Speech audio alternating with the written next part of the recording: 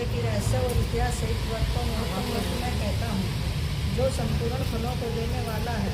हे राजन, आंवला की भक्ति बड़े पापों का नाश करने वाला तथा हजारों को दान के फल देने वाला है। हिंसा करने वाला याद की जैसे मुक्ति हुई, उस प्राचीन इतिहास को मैं कहता हूँ। अस्पृश्य मनुष्य और ब्राह्मण स्त्रियों शूद्रों से सुशोभित वैदिक नाम का नगर था। हे नर्तक, वहाँ सुंदर वेद ध्वनि हो रही थी। उस दिन सुंदर नगर में कोई नास्तिक और दुराचारी नहीं था। वहाँ का चतरथ नामक प्रसिद्ध राजा था। वह राजा 10,000 हाथियों के समान बलवान, धनी तथा शास्त्रों को जानने वाला था।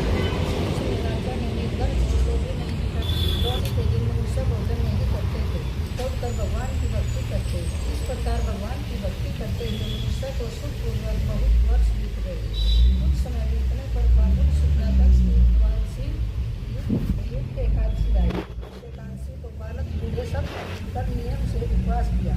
राजा इस वक्त विशेष फलदायक समझकर नदी में स्नान करके प्रजा के साथ मंदिर में गए। राजा ने जल से भरा हुआ कलश स्थापित करके उस तरह अपना पंचरत्न सुंदरगंज से सुशोभित किया। दीपमाला से युक्त परशुराम जी के साथ ऋषियों समेत सावधानी से पूजन किया और आंवले को भी का भी पूजन किया और बोले, सब पापों का नाश करने वाली आंवलकी, तुझको नमस्कार, मेरे अर्घ्य को ग्रहण करो।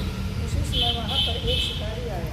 भूख और परिसर से युक्त पाप के भार से पीड़ित कुटुंब के लिए जीव हिंसा करने वाला, सब धर्मों से अलग वह आंवला की एकादशी का जागरण और कीर्तनों से सुशोभित सखान को देखकर वह बैठ गया। यह क्या है? ऐसा मन में सोचकर आश्चर्य करने लगे। उसने वहाँ रखे हुए कलश के ऊपर दामोदर भगवान का दर्शन किया। वहाँ आंवले का वृक्ष और ऊपर जुड़े हुए पंडितों के मुख से भगवान की कथा सुनी। सुदृढ़ होने पर भी एकादशी का महत्व सुना। इसने होकर रात में जागरण किया।